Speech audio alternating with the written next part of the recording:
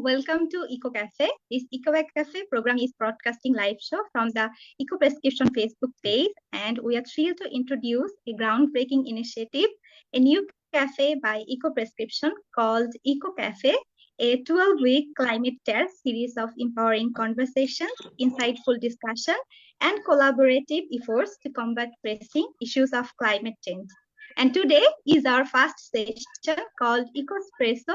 Our favorite drink is coffee, and like the taste of coffee, espresso, let's chat today and talk about the environment with the feel of drinking coffee. Let's know about the environment, climate change, mitigation, and our collective responsibility to safeguard our planet for future generations. Once again, welcome to Eco Cafe, where every conversation is a catalyst for change, and we have two guest speakers with us and a group of young people joined directly via live show, and your participation, engagement, and commitment will bring a positive change. Let's know who are with us as a guest speaker. We have Saudat Kamarre-Deen, Climate Advocate, FXB Climate Ambassador Ghana.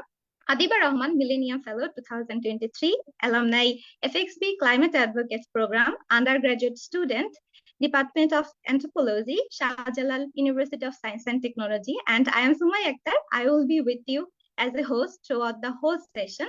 Before going to the main session, let's know about the Eco Prescription from Prantapal Bhaiya, founder of Eco Prescription. Prantapal Bhaiya, over to you. Thank you, Sumaiya, and hello everyone. Welcome to today's discussion. And before starting, we are going to introduce what Eco Prescription is and what we do actually. So let me share my screen. So is it visible, right? Yes, okay, perfect.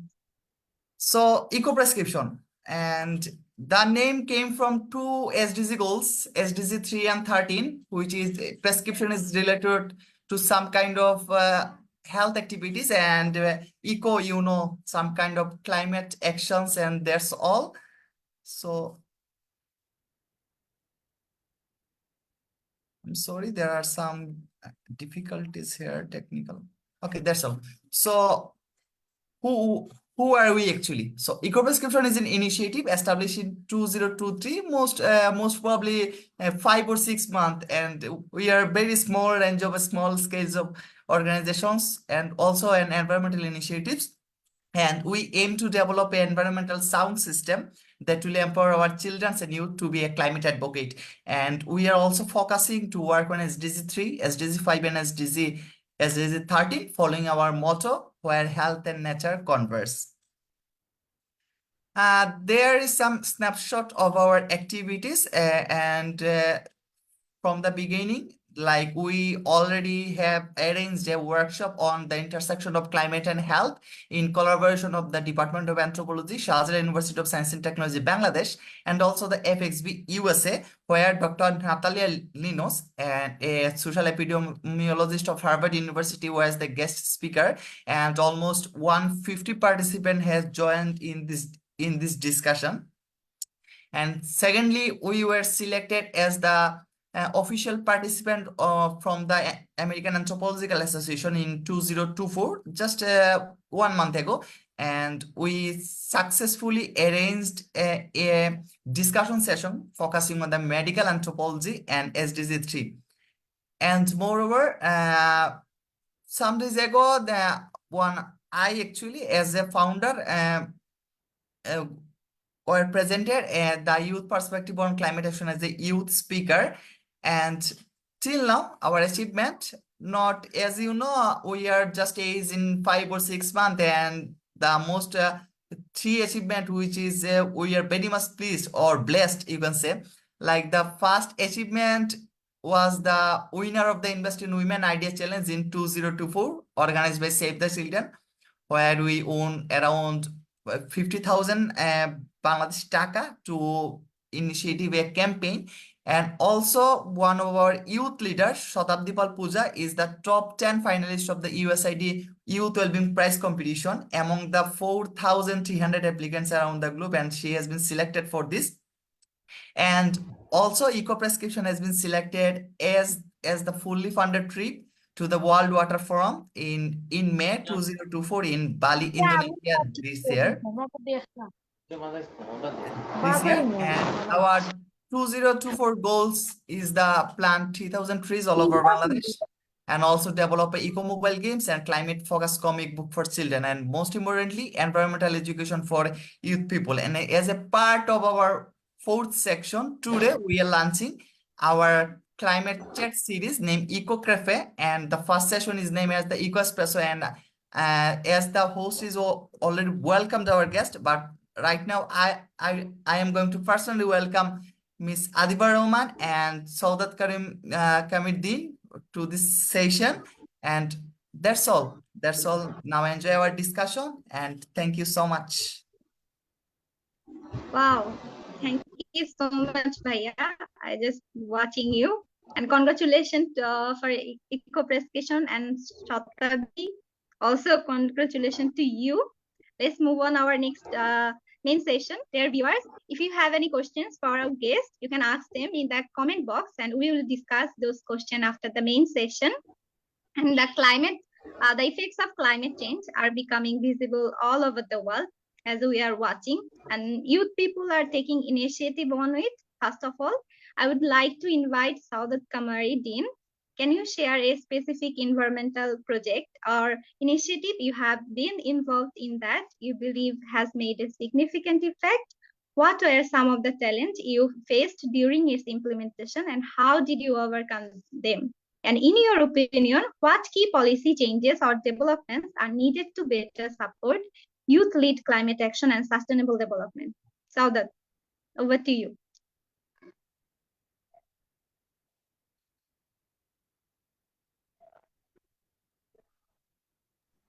I'm sorry, could you please take it again? Sorry.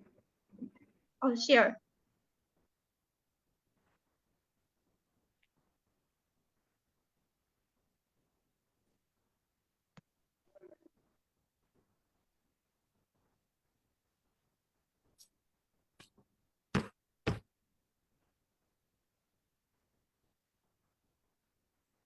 I was asking if you could take it again. I was a bit, I didn't get you, sorry.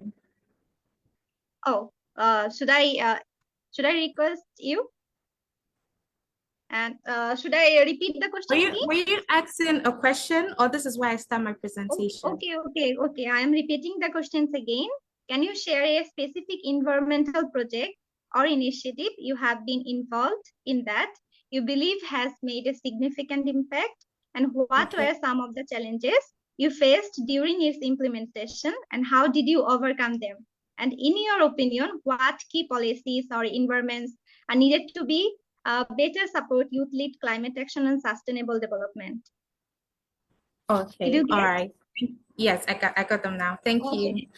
Yeah, thank you for your questions. Okay, so I'm going to share two environmental projects. One is the climate education project, and the other one is more of like a campaign, the Break Free from Plastic campaign. And so with the climate education project, what we do is we visit schools and engage students in primary and middle school on the dangers of the climate crisis, how it's affecting us, how they can better adapt to it, and how they can mitigate the crisis. Now, one thing we realized was during our visits, because we try to reach more schools, when we visit and then after some time we come back to the schools to find out how they are doing, we realize that there's a break. Some have either forgotten what has happened, what we discussed, or some were not emotionally attached, if I can put it, to the problem, or should I say we're not passionate enough. And so we thought of it as a problem and how we can provide a solution to it. So that was when we initiated the climate environmental clubs in the schools, where we meet them on a more frequent basis, and then they keep hearing of what climate change is, of what the climate crisis is, of how they can impact the environment positively, how they can be heroes of change, and all of that. So yeah, that's one thing. And the challenging aspect of initiating that was going to the schools and not being sure what to expect during your first visit. And thinking of how you'd be welcomed or how you'd be received. Are the school authorities going to buy into what you want to offer and all of that? So that was the challenging part of it. But thankfully, when I overcome those thoughts in my mind and I took the bold step, I realized that it was easier than I thought. It was something that they were willing to welcome, and it was something that they were excited for their students to be a part of. And also with the second one, which is the Break Free from Plastic campaign, we're doing it in collaboration with the Break Free from Plastic movement. I'm the founder of Globally Green, so we are working with them. And that is a part of my introduction as I'll say. Yeah, and with regards to that one, earlier this month, we organized a recycling event, which we themed Revitalize, Recreate, Recycle. It was a plastic recycling campaign where we invited women and children, and then we did some recycling using simple machines, not heavy industrial machines or something that would be too much for the average person to be involved with. And with that one, the challenging aspect was inviting the women especially, and they are like, what do you want me to do? What do you want me to recycle? I can't recycle. Why do you want me to be a part of this? How can I make an impact? I don't think I can make an impact. And all of those questions and those, so you have to keep like trying to convince them and trying to educate them and trying to make them believe in themselves that it is something they can do. So when we brought them on board and we did it together, and it was exciting, it was fun, and it was educating. It was educative as well. They were excited about it. And then in the end, they said, also that anytime you're doing this, like invite us, look at our faces, invite us, keep inviting us. And so it was fulfilling to know that a positive impact had been made, and they were excited to have been a part of the solution in the later way they could. And then hopefully they get to do more as they progress in life. Yeah, I think that's it for my first question. My second question was about policy changes and developments that are needed to support youth-led climate action, if I'm right. Sumaiya, am I right? Exactly. Go ahead. Yeah, okay. So my answer to this is youth inclusion in the decision-making process. Because I believe that youth inclusion in the development making process is very, very important. The youth are a very wide population globally, and there's no limit to what we can do. Once we set our mind to something, we are very vibrant, and once we set our mind to something, we really want to accomplish it. So we want to see more of youth advisory councils being established, and then integrating more youth perspective into national climate action plans. But in this regard, I'll give Ghana the credit, because a few months back, they did this, and they included a lot of young people, the National Youth Authority. And so it was exciting to see that. And then ensuring that youth participation in climate negotiation, both in their home country and globally, is highly encouraged. Also, I would also like to say that financial support for youth-led initiatives should be provided so that they can carry on their sustainable development projects. It's very important, because when the youth have an idea and they don't get the needed support to take action, it becomes very, very difficult for the world to see what it is that they have. And also, I would encourage that youth advisory boards are established so that it provides a platform for young people to contribute their voices and their perspectives as well. And I would also say that as young people, we should be the change that we need. If we feel like there's too much waste at a particular problem, at a particular area, we shouldn't depend on anybody to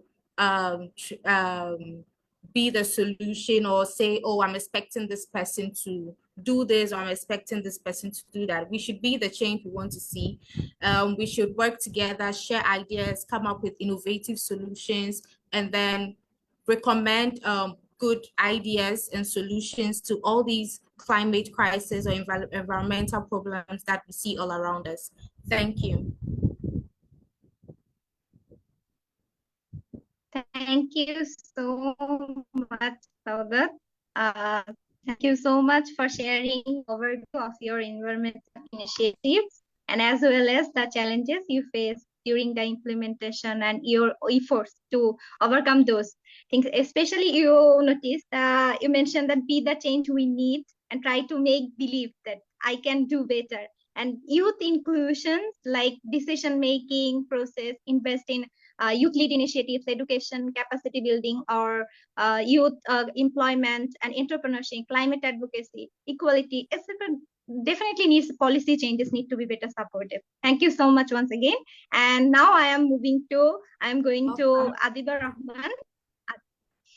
Adiba, could you share a personal experience where you have been encountered obstacles or resistance in your environmental advocacy work, and what advice would you give to other youth activists facing similar difficulties?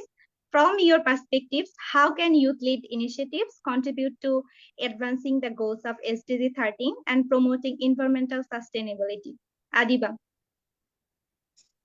Thank you, Sumaiya, for giving me the floor. Good evening, everyone. I'm delighted to be here at today's session of Ecospresso. So now I'd like to share my personal experience from which you will know how to delve into these challenges and discuss potential solutions. So I would like to focus on one experience, that is for a climate action project. We went to a local school to work with the children, where at first we explained the basic concepts. For example, we differentiated between weather and climate, how these are different and also linked. Then we also explained various types of pollution like water pollution, air pollution, soil pollution, etc. So our plan was to engage them in poster presentations where they will reflect upon on our insights and their knowledge. Although we collaborated with a local organization and the workshop went well, but we lacked enough budget and logistic supports needed. For example, if we had enough logistic support, we could introduce them to the green building projects through measures like installing solar panels, using energy-saving appliances. Outdoor learning could have been stressed, where field trips to environmental conservation sites could have widened their perspective concerning climate resilience. Such projects dedicated to empower climate resilience among the youth requires sufficient logistics and culturally appropriate resources. I think to tackle this challenge, what we need is to build networks. The more we can reach out to relevant people, the more we can access diverse perspectives, expertise, and resources. Those networks can facilitate knowledge sharing, capacity building, and collaborative problem solving. That's it. Thank you.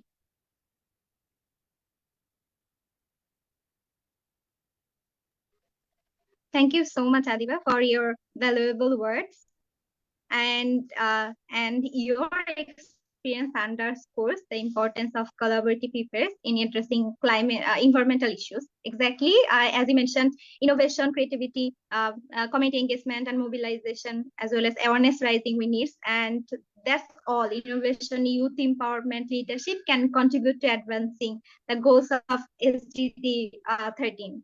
So I am again coming back to Saudat. As a youth activist, what strategies have you found most effective in mobilizing other young people to take action on climate issues, and how do you navigate and address the unique challenges and barriers faced by youth in engaging with environmental activism? Saudat, over to you again.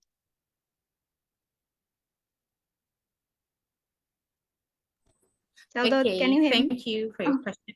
Do you got my question? Yes, yes, I had it this time. Okay. Okay, so some strategies I found very effective was to be intentional about what you're doing.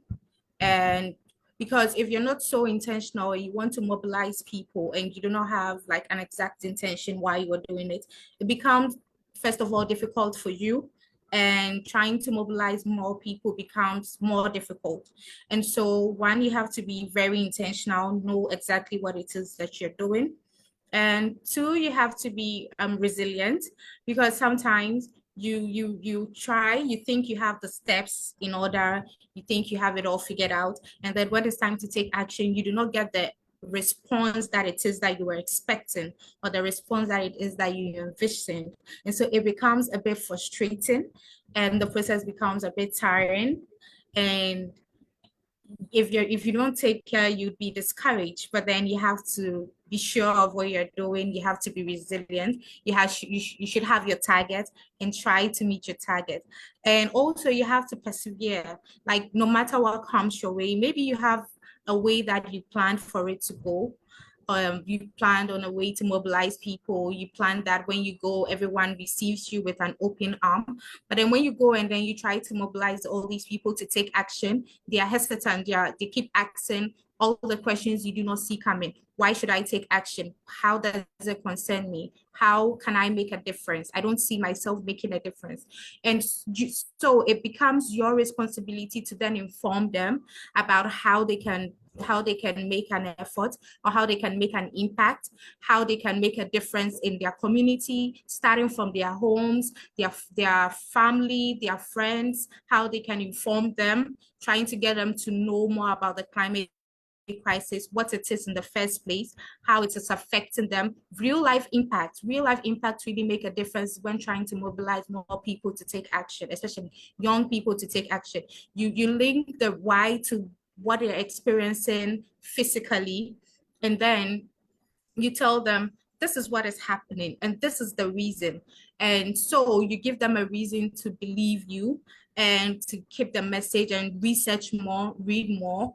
You can even provide resources for them to access and then find out more for themselves, and then encourage them to share the information with their friends, with their peers, with their family. And because the climate crisis is a very major crisis globally, and then it requires our collective effort. And so mobilizing young people to take action is a very key step that should not be taken for granted. And so when we are able to do this, if we are able to be resilient, if we are able to be intentional about it, and if we are able to go beyond our capacities and capabilities, and we realize that we are able to get more people on board and then get them to work together. Thank you. Thank you so much, Saudat, once again. And exactly what you mentioned, that be the change we need, and especially real life impact, research more. And I'm just noticing all of the things that you mentioned, and really, really thanks to you. And hope we will do better for our environment. And again, I am coming back to Adiba. Adiba, as a youth climate activist, how do you see the role of technology and innovation in addressing climate change and achieving SDG 13? Are there any specific technological solution or innovation that you have found particularly impactful in your own work? Adiba? Okay, I think technology plays a very crucial role for climate sustainability. If we take a look at the work of United Nations Environment Programme, or UNEP, the leading global authority on the environment, it will be evident for us. UNEP's working areas include helping countries transition to low carbon and resource efficient economies, and providing evidence-based data to inform policy decisions. Through scientific studies, policy support, intergovernmental coordination, and public advocacy, UNEP helps humanity to foster climate stability in line with the 2030 Agenda for Sustainable Development. A core part of UNEP's work is to find solutions to the triple planetary crisis of climate change, nature and biodiversity loss, and pollution and waste. It monitors the state of the planet and ensures that the environmental policy making is grounded in science. UNEP's scientific publications such as Global Environment Outlook, the Adaptation Gap Report, and Emissions Gap Report provide credible science and insights that allow political leaders to make informed decisions on a range of environmental issues. So we can see that technology plays a crucial role in various aspects of addressing climate change, including monitoring, mitigation, adaptation, and capacity building. UNEP utilizes technology for data collection, analysis, as well as for promoting innovation and solutions to climate-related challenges. I would like to stress some particular climate technologies. Technologies that are used to address climate change or climate technologies help us reduce greenhouse gas emissions, focuses on renewable energies such as wind energy, solar power, and hydropower. To adapt to the adverse effects of climate change, there are climate technologies such as drought-resistant crops, early warning systems, and seawalls. I have worked in Khulna, which is situated in the southwestern coastal belt of Bangladesh, where soil salinity is an acute problem. So salinization is one of the major natural hazards hampering crop production in Khulna and other coastal regions of Bangladesh. Adopting proper soil and water management practices with introduction of salt-tolerant varieties of different crops can be great technology to increase cropping intensity. At this point, I'd like to highlight the work of Mubarak Ahmed Khan. He is a Bangladeshi scientist and a researcher in jute's commercial uses and possibilities. I would like to brief one particular groundbreaking work of Mubarak Ahmed, that is the jute polymer, also known as the golden bag or eco-friendly polybag, which is a biodegradable bioplastic. It is a sustainable alternative to traditional plastic bags, especially polythene ones. The primary ingredient of the jute bag is cellulose derived from jute, a globally cultivated vegetable fiber crop. The United Nations Development Programme in Bangladesh, marking World Environment Day 2023, has introduced these eco-friendly bags for UN staff members in the country. And the theme for the World Environment Day on June 5 was to explore solutions to plastic pollution under the campaign Beat Plastic Pollution. As the UN always promotes sustainable practices, the jute bag drew attention because of its being environment friendly, a biodegradable polymer. So from all these evidences, we can see that technology does plays a vital role in shaping our knowledge regarding climate and also to tackle issues related to climate change. Thank you. Thank you so much, Adiba, for sharing your learnings and insights to link with the issues of climate change with technology and innovation. And especially, we know youth can play a crucial role in fostering a culture of sustainability and climate awareness within their communities, country, and the world. So one of the viewers from our live show wanted to know that is from this question is for Saudat. It is how to start a youth initiative from the beginning and what is the condition of Ghana for climate change. Saudat, this question is for you. Okay. So if I'm right, the first part was the beginning of my journey, right? Right? Yes. Okay.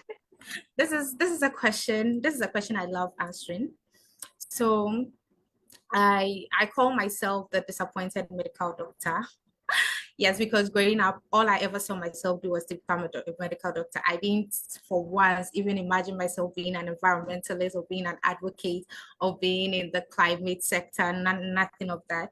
But then growing up, when I got into the university, unfortunately, I wasn't given the opportunity to study medicine, but then I was able to study animal biology, which I could have progressed to study medicine if I wanted. But then it was in that department that during one of my lectures, one of my professors, Professor Rosina Tramatin, spoke about the climate crisis and how we could be agents of change and how we could make an impact and all of that. And funny enough, I felt like she was speaking to me and I got interested and then I started to do my research and I started to read more. And then I developed a certain kind of interest. And following that, fortunately, I got to participate in the Global Impact Project campaign, where we were asked to pick an SDG goal and work around it. And then, fortunately for me, I was selected as one of the participants of that campaign. And then immediately I thought of climate action goal 13. Like I was so sure that was what I was going to work on because of the initial interest I had developed from the lecture hall. And yes, I did that and it was going so well. And on that journey, I got to learn more. And through that, we were motivated to start up something. And that's how Globally Green was born. And ever since, I have been working in that field. And after some years, like those close to me, family and friends, they asked how about going back to medical school? Are you making plans to go back to medical? No. I found my place. I wasn't even supposed to be in the medical school in the first place. And so that was how I got involved with climate action, and I got interested, and I'm doing all that I do now. And the second part of the question was, how is the situation in Ghana, if I'm right? So in Ghana, we have two main seasons. We have the wet season and the dry season, and there are periods where these usually happen. But now we can't tell which season from which season anymore, because I feel like they are not respecting each other's timeline. It's so irregular and so unpredictable. The rains are able to last for longer periods of times when we are not even expecting them to extend that long. And then the temperature keeps getting worse. The heat is so much, so much. We know that in this area, fine, we're exposed to the sun. We do not experience snow or anything of the sort, but at least we were able to manage. But now it's really bad. And now in Ghana, another thing that is affecting us is increased food insecurity, because in Ghana, most of the occupation that most Ghanaians do is agri. They're into the agri sector, and then they produce food and all of that to the greater population. Now, the alters in the weather patterns are affecting the crops, and they are affecting farmers, and they are affecting the rate at which we used to produce food in the country. And so it's a major problem that is affecting us, and our resources, our water resources are gradually drying up because of the increased evaporation. The temperature, as I complained about earlier, is really intense. It's so hot here, and so it's causing these water bodies or water resources to dry up gradually. And there are communities where they depend on like a particular stream, or they depend on a particular water body. And so if it starts to dry up, you can imagine what is happening to the people in that particular community in Ghana. And so it's a problem. Also, we are losing our biodiversity. Ghana is a country known for having like rich biodiversity, but now gradually, because of the warm temperature again, they are living organisms are caused to migrate, and they're not getting access to food, water. Imagine the humans are not even having enough access to food.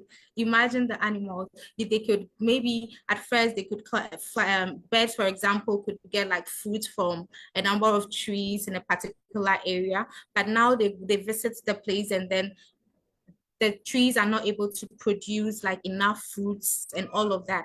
And so they cause these migrates to these diverse organisms to migrate and leave their area. Some of them die of starvation, and then some of them too. You would visit, I think my final year in the university, I studied animal biology and conservation science after I was rejected from the medical school. So yeah, I studied animal biology and conservation science. And during one of our field trips, at the Shai Hill Reserve, which is a very rich area for Ghanaian biodiversity, we saw a lot of carcass on the floor. Like we saw some organisms who were like on the floor, they were dead, and you could see that there was little or no moisture in them, and it was really sad to observe. It was a really sad thing to observe. And so in diverse way, I could go on and on and on with the effects, because trust me, there are a lot. So in diverse ways, they are affecting us. And I believe that is not Ghana alone. It's something that someone in a different country would be able to relate to in one way or the other. And so, yes, the climate crisis as a Ghanaian, I would say is real, because we actually experience impacts of the climate crisis, and it's terrible. And I wish that we would be able to join hands together, and as young people, amplify our voices, amplify our actions, and make a difference, and be the change the world needs, and be the change we want to see ourselves. Thank you. Thank you so much. And from your answer, we learned a lot of things about Ghana, and I was just matching our country's perspectives. And in Bangladesh, we also face a lot of climate change issues and like heavy rain, heavy heat, as well as. So we have to think about our environment and climate change, how we can get more impact on it, and especially we should think about it, and we have to take more initiatives, and like so that we have to research more, read more, and those who are interested to take initiatives, please follow Saudat's keynotes. Okay, now I'm moving to Adiba Rahman, the last question from our viewers. The question is, how to start, this one, how can students engage themselves into different volunteers works? How can we work on different organization as a student? Adiba.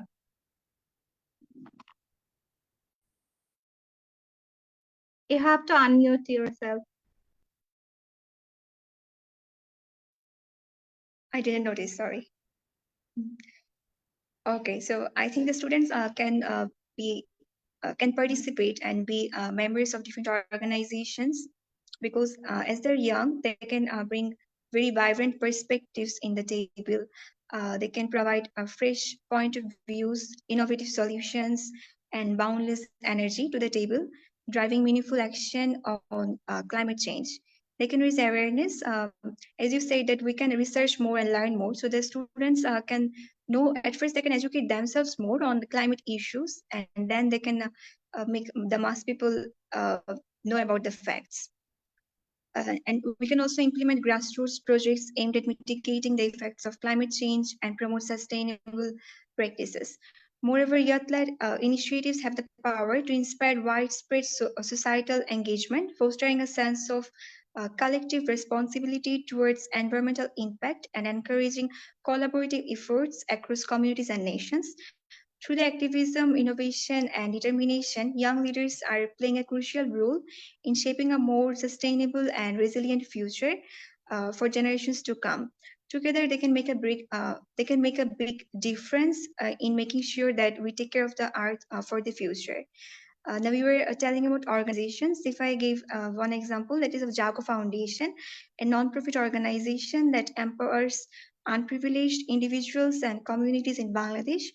They organized a roundtable discussion on climate action, mitigation, and adaptation in March 2022 that involved the youth of this country, led by local youth leaders. When Cyclone Amphan hit the southern coast of Bangladesh, Jago youth stepped up and helped to eradicate the sufferings of the affected people. They have been working hard to promote tree plantation, reducing plastic usage, recycling, etc. Then there are other similar youth-led initiatives. For example, Green Kuakata, a youth-led initiative to conserve biodiversity and ecosystem, involves it's a service in Kuakata town in southern Bangladesh, known for its panoramic sea beach. In the region, the dynamic involvement of youth in environmental protection is evident through various youth-led initiatives. Notable examples are the dedicated efforts of YouthNet, Voice of Climate Change, Rotary Club, etc. These youth-led organizations and also university students often organize beach cleanup initiatives and awareness campaign against plastic pollution. So I think the students can collaborate with local organizations. They can bring large networks where they can work with their peer groups, and together they can raise awareness and influence mass people for the more betterment. Thank you. Thank you so much, Adiba. Exactly. As a student, we have to think about our environment, and we have to take initiatives and engage with stakeholders, different stakeholders, organizations, NGOs or NGOs, and hope we will do better. And yes, youth activists are making significant contribution to building a more sustainable and resilient future for all. And thank you, all of you, for spending so much time with us. And today, now I am ending today's event by inviting our next Eco Cafe, and we will come soon with another show. Till then, stay safe, stay fine, and happy. Thank you so much. Good night.